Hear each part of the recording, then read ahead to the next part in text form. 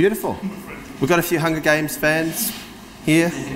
Good. I'm going to make the assumption that you've read the books or seen the films, you know something about the Hunger Games, because otherwise not a lot of what I'm going to say will make a whole lot of sense. So if you haven't, the library's just over there. The first book's in there, go have a look. Or you can just listen and take notes and read it afterwards, like you did in high school. My topic, hope and the Hunger Games. How dystopian futures invite spiritual reflection. It's a big topic to try and get our teeth into in 40 minutes, but we'll see how we go. I want to begin by talking just about dystopian fiction, generally speaking, and in particular what seems to be a contemporary resurgence of interest in dystopia, imagining kind of bleak and violent, dark, and not particularly pleasant future scenarios. The portrayal of dystopian futures in books and movies is not an entirely new thing. It does have quite a long history, and I'll spare you a history lesson, but just if we think about the modern period, books like The Time Machine by H.G. Wells, George Orwell's 1984, Aldous Huxley's Brave New World, even one of our Christian favourites, C.S. Lewis, made an important contribution to the genre with his Cosmic Trilogy. And the final instalment of that in particular, That Hideous Strength, is a great read if you've not read it. If you're familiar with Lewis's essay on the abolition of man, a lot of the ideas he delves into in that essay are kind of rehearsed in a fictional format in That Hideous Strength. And look, there we're just talking about the late 19th, early 20th century kind of period. And I'll return to Orwell and Huxley a bit later on. But while dystopian stories have been around a long time, anyone paying attention lately will have noticed the explosion of dystopia in literature and in film as well. Since the publication of The Hunger Games, the first book I think in 2008, dozens of writers have been busy making kind of a hypothetical headway into the ruin and oppression that is possibly to come. There's the Maze Runner series by James Dashner, Divergent by Victoria Roth, American War, Omar El-Akkad, and in cinema too, you don't have to look too far to find dystopia front and centre. Think of the recent reprisal of Blade Runner. The Matrix is still very much popular. Ex Machina, I never quite know how to pronounce that, I don't think anyone does. Children of Men, based on the P.D. James novel. Plus lots of TV series, docu-movies and what have you, disaster films, meteorites hit the earth, that kind of thing, what happens. So what's going on here with this passion for dystopia? What's it all about? Why this interest in entertaining bleak scenarios? Perhaps it has something to do with a widespread fear or uncertainty we have about the future, about what we're capable of individually, but perhaps more frighteningly as a species, as a collective. Human nature, sin, the fall. I think all dystopian stories touch on those perennial questions in some way, and that's one reason at least why Christians ought to sit up and take note of what's going on. But why else might we sit up and take note? To a certain extent, we're programmed, I think, to take a kind of voyeuristic interest in disasters of all kinds, man-made disasters, natural disasters, through news and through social media. We're probably more aware of terrible things going on in our world now than ever before. The threat posed by extreme ideologies or, the care to the natural environment, whatever it is.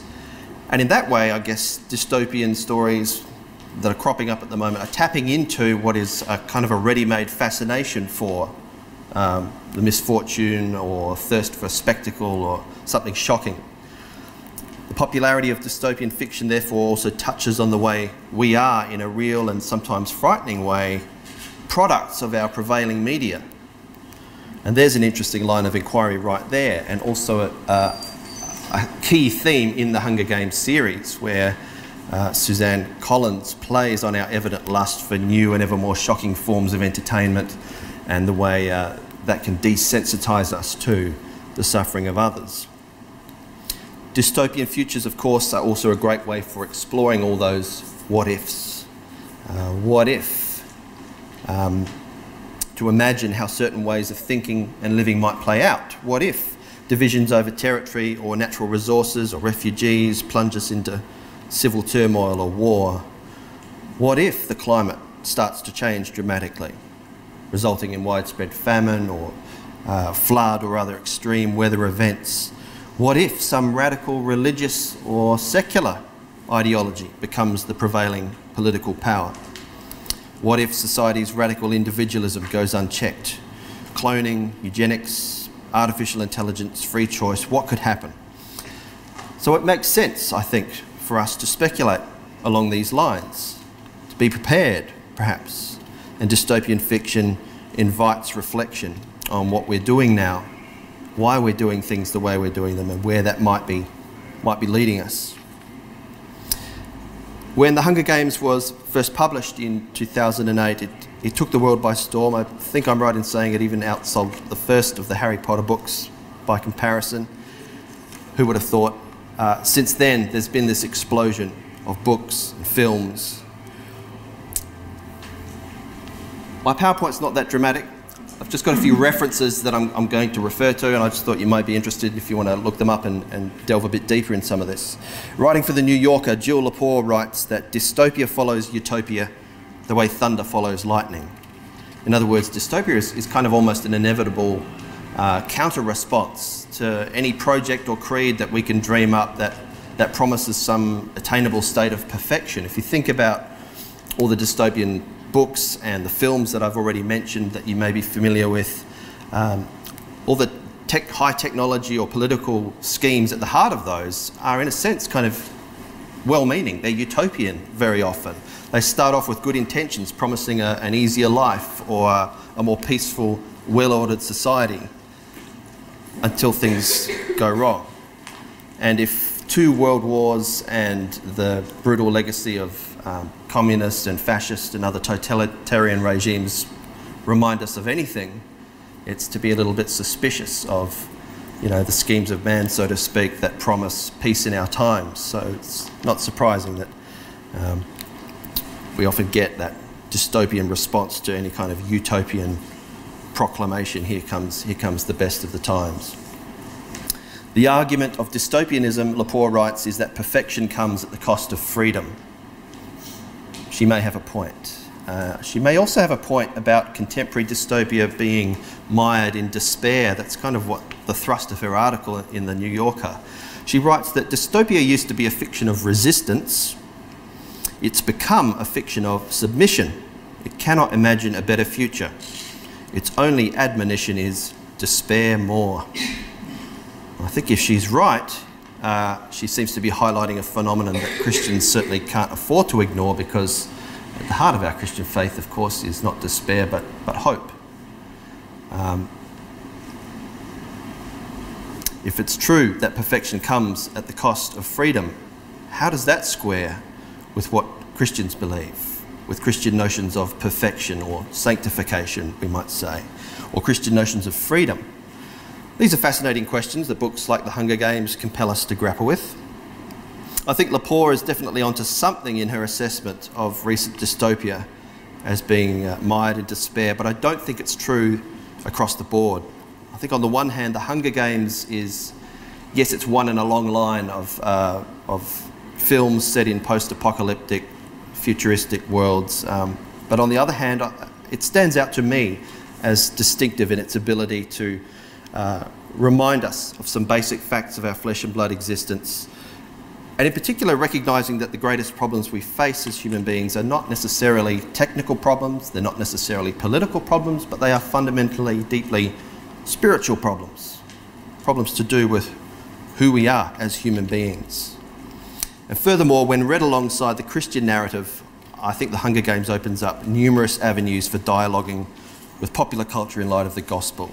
And so in the time remaining, I just want to unpack a few of those ways in which we find those Christian themes throughout the series.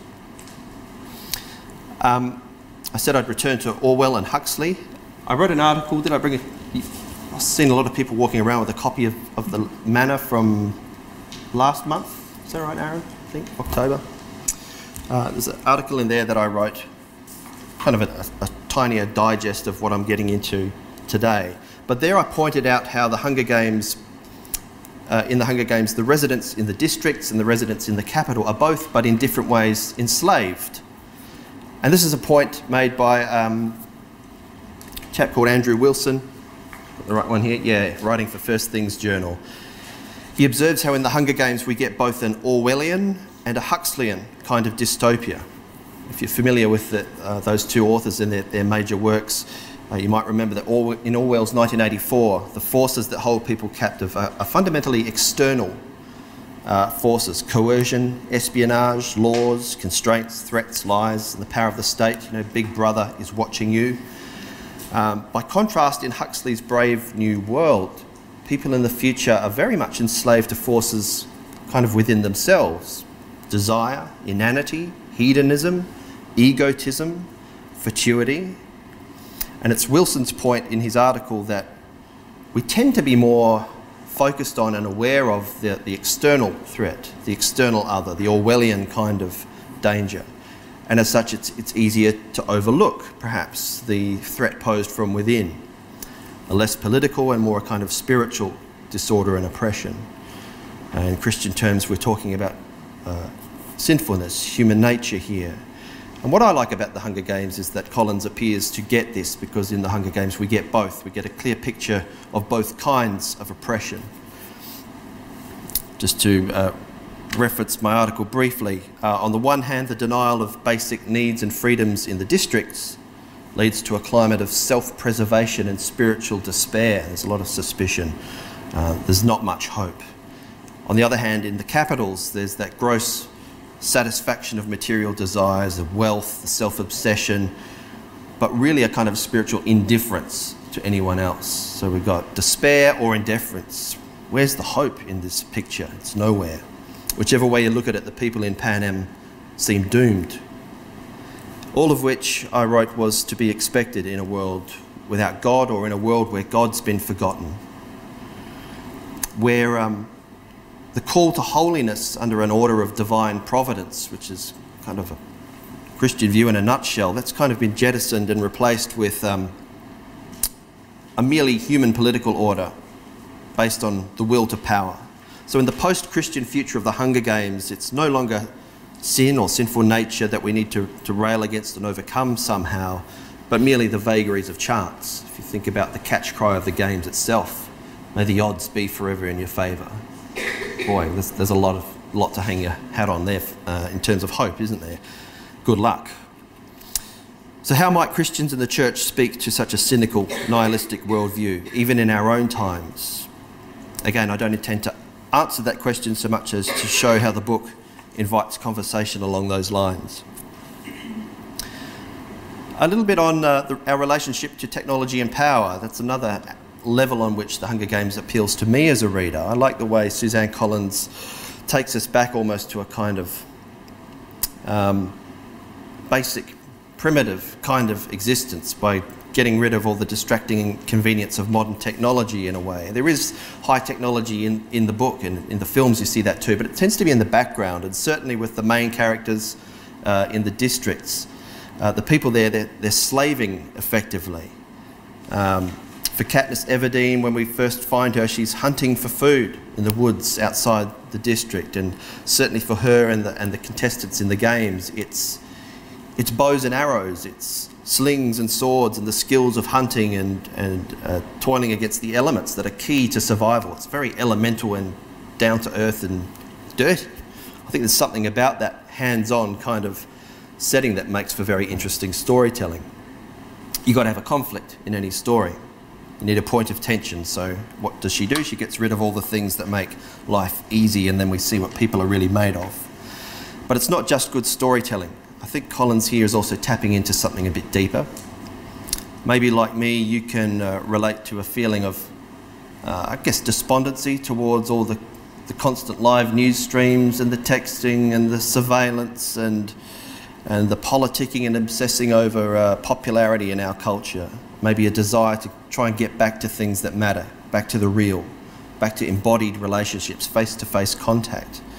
I think that's maybe on some level why I find that part of the games interesting, compelling, even though the hard subsistence living is part of the oppression imposed by the capital in the games, the way it's set alongside the decadence and technology of the capital is striking. It's only in the districts where people still have some connection to the world around them, to the means of production. That's where the hope springs up from, not from the luxury of the capital. And there's another way in which this backdrop is significant, which kind of brings me to the main theme I want to concentrate on today. Within this kind of more visceral, primal state of existence, bread becomes a really powerful motif. It can really effectively serve as a powerful symbol of many things, but at least hope, sacrifice and thanksgiving. And so let's just unpack that a little bit. First of all, let's look at names. The name of the country where the Hunger Games takes place is Panem. You know what that word means? You know what that reference is in reference to? Panem? Any Latin speakers here? Oh, I'm out of luck. Well, pan is bread in French. Yeah, good. Yeah, exactly. Panem. From the Latin for bread. There's a Latin expression, panem et circenses, bread in circuses. Might have heard that, meaning a kind of a superficial means of appeasement, often offered by a corrupting ruling elite. You know, give the people their bread in circuses and that'll shut them up. So right in the name of the country where this story takes place, we have bread right in our face. It's a subtle kind of presence, but it's there. And it's there in other ways too. Bread becomes a powerful motif throughout the three books. Fascinating little article, this one. Jem Bloomfield has written a neat commentary on the many ways in which bread, he calls it, it's re-enchanted in the Hunger Games. He notices how bread is, and I quote, imbued with the symbolic freight of an earlier era. It's the source of life and it's the means of political control. Bread is a substance around which ideological and political struggles take place. And touched upon this also in my Manna article. When a glimmer of hope finally starts to show through in the Hunger Games, it appears through this, not through some ingenious technological solution or even some promise of political revolution, although that comes later, but it begins with a gift. It begins with an act of selfless compassion. When Peter Mellark sees Katniss starving in the street, he has mercy on her. He deliberately burns some bread from his family's bakery, and that's an act for which he is severely punished. And he passes it on not to the pigs that his mother told him to do, but he gives it to Katniss in the street and saves her life. Through this concrete expression of love, Peter breaks the cycle of cruelty and self-preservation to which he and his other citizens have become enslaved. It defies all sense, that act of compassion, according to the worldview he's grown up with, but it proves a spark that lights a fire that quickly spreads, kindling hearts and minds in the district and in the capital. So in the Hunger Games, hope begins with gift, with a sacrifice, literally a burnt offering, if you like. A simple loaf of bread it is, and it's hard to ignore some of the Christian significance and imagery there. It doesn't end there. There are other ways in which bread is significant. As Bloomfield points out, unlike the bread most widely available in our supermarkets, the bread in Panem has been handmade by members of the community who eat it. So each district has its own particular kind of bread. They bring to it their personal labour in closer connection with the lives of those around them. So in other words, bread carries a strong communal significance as well. Obviously, its potential to unite people in communities is somewhat limited because of the cruelty and oppression of the capital through the Hunger Games. But Peter's sacrificial gift of bread to Katniss represents the first in what is a series of little cracks that begin to show in that order of cruelty and mistrust and hopelessness. The next most significant of which comes during the games itself, with another gift this time from the residents of District 11 to Katniss following the death of the character Rue. Rue, you might recall, is a meek little thing, a young girl who as it turns out, saves Katniss's life in the Hunger Games, and Katniss works hard to try and protect Rue from the other combatants, but it ultimately, inevitably, kind of fails. She dies. And then this gift arrives, a small loaf of bread parachuted down to where Katniss is standing. And I'll read to you from the book how that scene unfolds, how Katniss responds. She says, "I open the parachute and find a small loaf of bread. It's not the fine white capital stuff. It's made of dark ration grain and shaped in a crescent, sprinkled with seeds. This loaf came from District 11. I cautiously lift the still warm loaf. What must it have cost the people of District 11 who can't even afford to feed themselves? How many would have had to do without to scrape up a coin to put in the collection for this one loaf?" And she wonders whether, it was perhaps originally intended for Rue, but even still it's been given to her. And she says, well, for whatever reason, this is a first, a gift, a district gift to a tribute who is not your own. So that's a significant turning point in the overall narrative. We see barriers beginning to crumble at that point, and how bread and gift and sacrifice is at the centre. Maybe like me, you're reminded of a story that Jesus told about the widow who gave all that she had, a meagre coin, when others who had much more sort of gave only a token. So there's some resonance on that level too. Bread is the medium by which sacrifice is carried out. Even more significant, however, is Katniss's response to that gift. If you can just follow that scene a little bit further, how does she respond? With thanksgiving. And that's a big deal.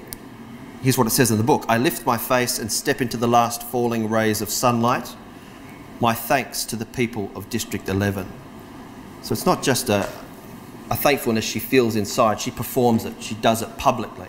It's a kind of performative ritual of thanks. It's bordering on a kind of prayer almost. And that's most uncommon in the world of Panem. And it's a breakthrough for Katniss, who hates being in debt to other people. She struggles throughout the whole series to come to terms with the self-sacrifice of others upon which she depends, and everybody depends ultimately. Gratitude is a simple virtue and one that seems often in decline these days. How might the Hunger Games help us to revisit its importance? In the Hunger Games, bread is life, bread is hope, bread is sacrifice, and bread is thanksgiving. Cool. Where are we?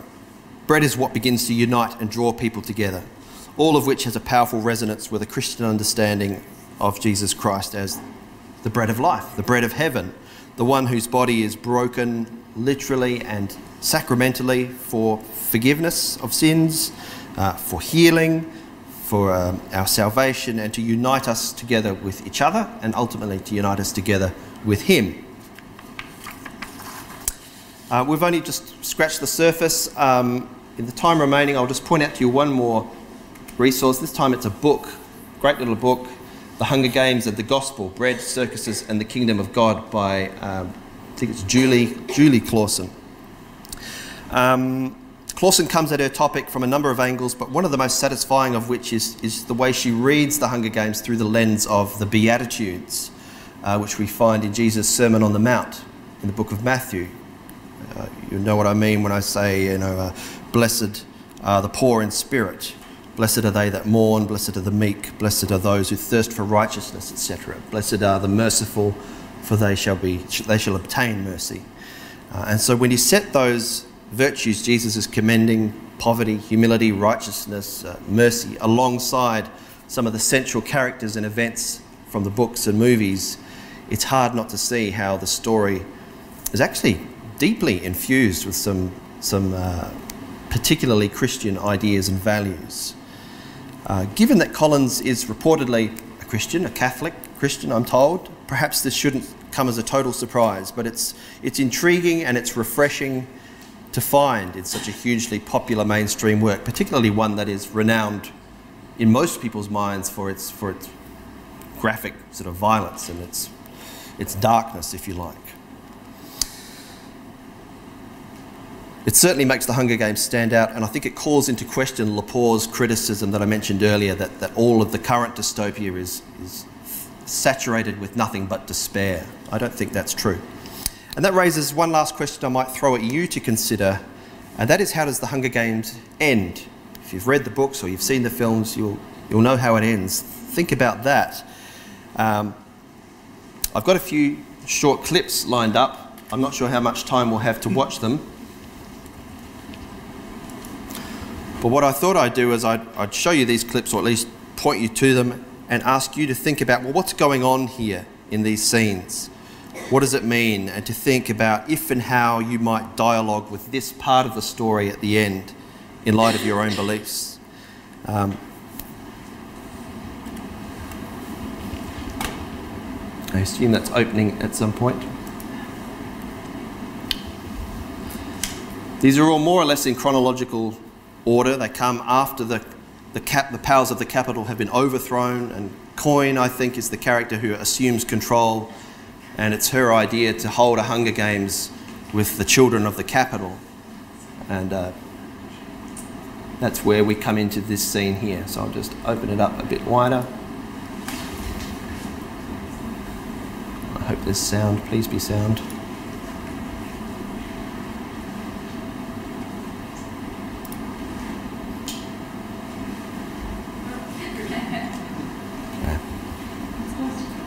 The remaining victors, won't you join us?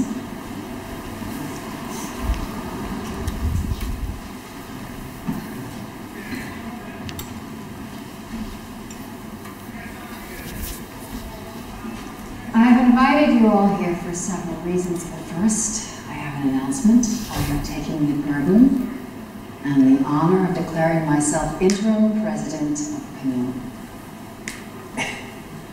Interim? Exactly how long is that? We have no way of knowing for certain. But it's clear that people are far too emotional right now to make a rational decision. We'll plan an election when the time is right. But I have called you here for a far more important vote. A symbolic vote. This afternoon, we will execute Snow. Hundreds of his accomplices also await their deaths: capital officials, peacekeepers, torturers, game makers. But the danger is, once we begin, the rebels will not stop calling for retribution.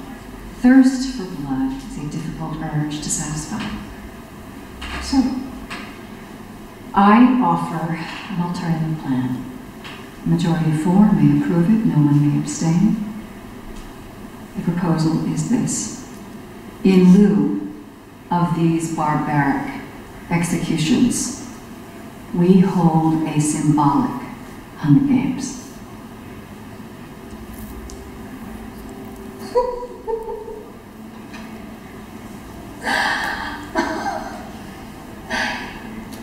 You want to have another Hunger Games with the capital's children? You're joking.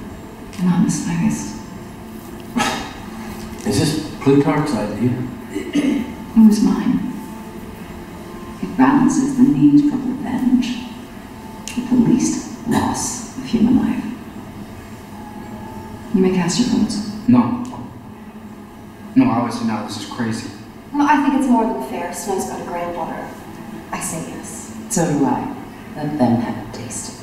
You guys, this way of thinking is what started these uprisings. I vote no. With Peter.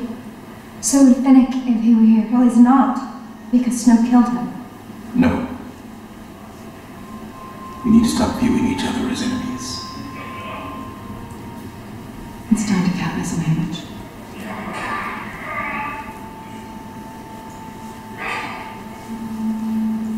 I get to kill Snow. I expected no less of you.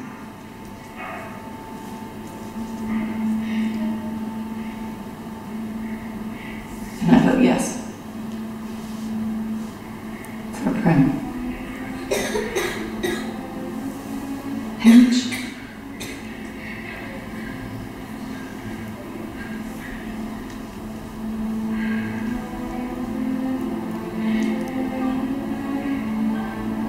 I'm with the Mockingjay. That carries the vote. Excellent. We'll announce the games tonight, after the execution. think we've run out of time. Am I right in thinking? Are we on the verge of full time? We've got 3 minutes. 3 minutes. Or perhaps we do have time for one more clip. Of course, what happens after that, what happens at Snow's execution is very dramatic. Perhaps for the sake of spoilers, I won't show that clip. I might just jump to the very final clip. But again, refer to the clip we just watched, the one we're about to watch. When you get home, maybe look up the one, if you just search on YouTube for Snow's execution, you'll find that clip there, and ask for each of these scenes. What's going on? What does it mean? If and how you might dialogue with others around that scene. In light of your own beliefs. But I think it's intriguing where all this ends, which, given everything that Katniss has gone through, and where's my PowerPoint? Oh, I'm going to have to open that up again. It's minimized, isn't it? Yeah, that's what I thought. Where's it gone? Oh, there it is. Cool. Yes, right. That's a well PowerPoint. Yeah. Oh, go on. Yep. Sorry. Come on. They're only working full screen. Ah. Yeah. Where are we? From current slide. Good. Yes, given everything that Katniss has gone through and the role that she's played in overturning the Capitol, it's just curious as to how the whole series winds up.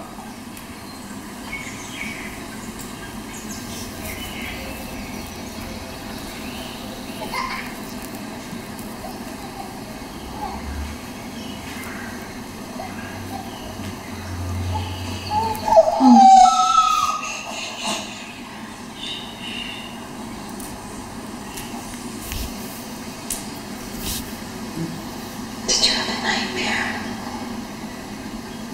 I have nightmares too.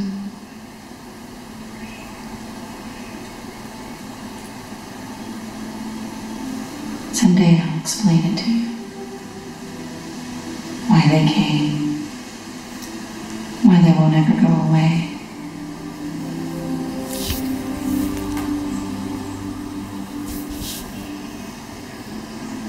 But I'll tell you how I survive it. I make a list in my head of all the good things I've seen someone do. Every little thing I can remember. It's like a game. I do it over and over. It gets a little tedious after all these years, but there are much worse games to play.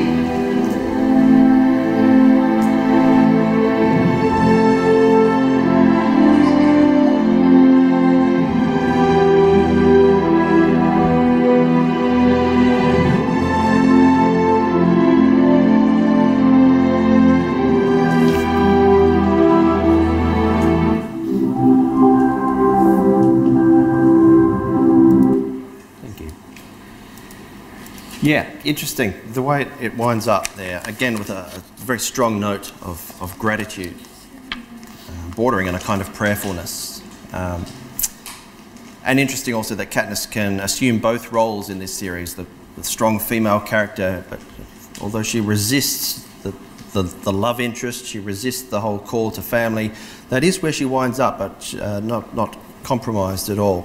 It's a very intriguing ending to the series. That's probably exhausted our time. I don't know if there's time for questions or comments, but I'm happy to chat with you during the breaks today if you want to pick my brain a bit more, and I'd certainly love to hear from you. So thanks for your time today.